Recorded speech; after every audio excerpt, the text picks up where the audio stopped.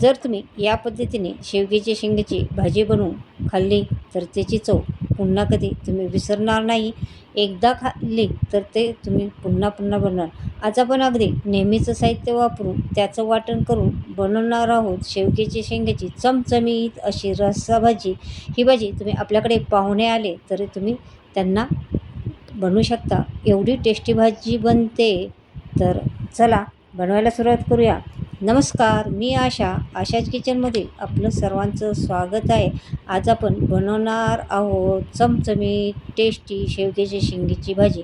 त्यासाठी मी 5 ते 6 शेवग्याच्या शेंगा घेतल्या आहेत आणि त्या अशा पद्धतीने कट करून घेतलेल्या आहेत. त्याचं वरचं छिलकं काढायचं आहे. खूप जास्त असं काढायचं नाही आहे, कारण वरचं छिलकं काढलं म्हणजे काय होतं, जेव्हा आपण भाजी शेंगा रशामध्ये सोडतो तेव्हा त्या रसा आतपर्यंत जातो आणि भाजी तेवढीच टेस्टी लागते.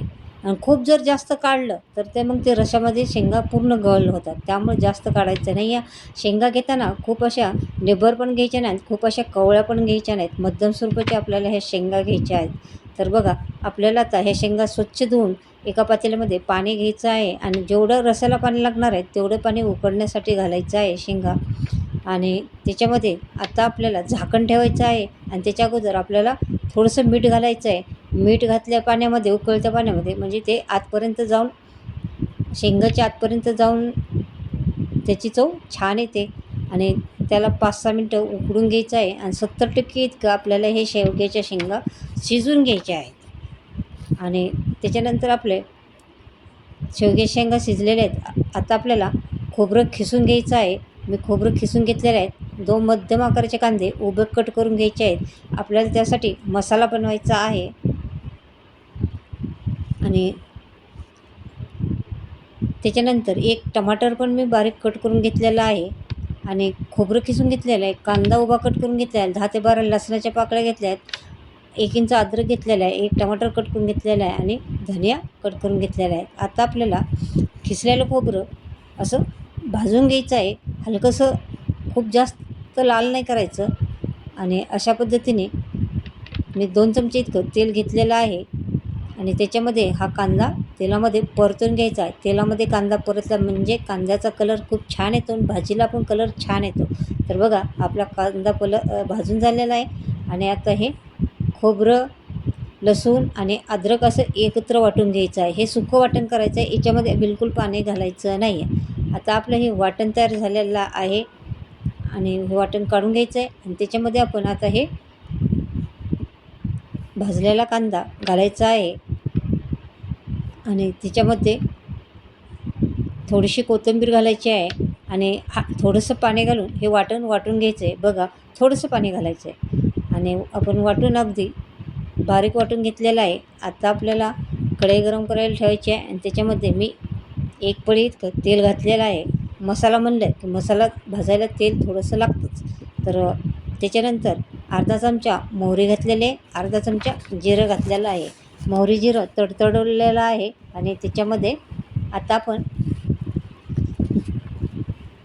हे वाटून घेतलेलं हे घालायचं आहे.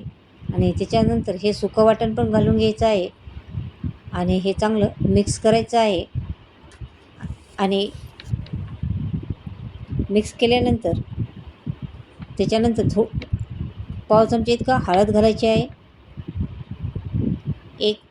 अर्धा चमचा लाल तिखट घालायचं आहे. अर्धा चमचा काश्मीरी लाल तिखट घातलेला आहे. आणि त्याच्यानंतर 1 चमचा इतका मी घरचा काळा मसाला घातलेला आहे. आणि त्याच्यानंतर हे सगळा मसाला मिक्स करून घ्यायचा आहे. आणि त्याच्यामध्ये थोडंसं पाणी घातलेलं आहे. तर ते पाणी आपण शेंगा जे शिजवून घेतलेलं आहे तेच पाणी याच्यामध्ये घालायचं आहे. थोडीशी कोथिंबीर घालायची आहे.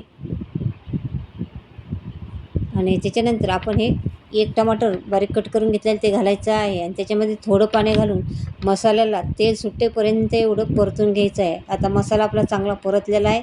आणि हे शेंगा आपल्याला पहिलं काढून घ्यायच्या आहेत आणि ह्या मसाल्यामध्ये चांगल्या परतायच्या आहेत. चांगल्या मिक्स करून घ्यायच्या आहेत, कारण आणि त्याच्यानंतर आपल्याला जेवढं पातळ पाहिजे तेवढं याच्यामध्ये पाणी घालायचं आहे. पाणी आपल्याला गरमच घालायचं आहे आणि जे आपण शेंगा उकळून घेतलेले तेच पाणी याच्यामध्ये घालायचं आहे. आणि आपण पहिलं पण मीठ घातलेलं आहे. आता त्याच्या अंदाजाने याच्यामध्ये मीठ घालून घ्यायचं आहे. एक उकळी येऊन द्यायची आहे आणि बारीक कट केलेला धने याच्यावरती घालायचा आहे. आणि त्याच्यानंतर आता उकळी आलेले आहे. आता आपल्याला गॅस कमी करायचा आहे आणि 6 ते 7 मिनटं इतकं कमी गॅसवरती ही भाजी उकळून द्यायची आहे. आपली भाजी तयार झालेली आहे. बघा शेंगा पण मस्त शिजलेल्या आहेत आणि कलर पण किती छान आलेला आहे. आणि मस्त अशी शेवग्याची शेंगाची चमचमीत अशी आपली रस्साभाजी तयार झालेली आहे. ही गरमागरम रस्साभाजी भाकरी, चपाती, भाताबरोबर एवढी छान लागते.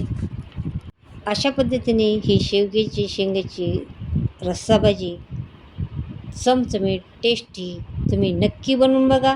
आणि अशाच किचन चॅनल तर नवीन असाल तर चॅनलला सबस्क्राईब करा, रेसिपीला लाईक करा. पुन्हा पण भेटणार आहोत असे नवीन नवीन चमचमीत टेस्टी रेसिपी घेऊन. तोपर्यंत तुम्हा सगळ्यांना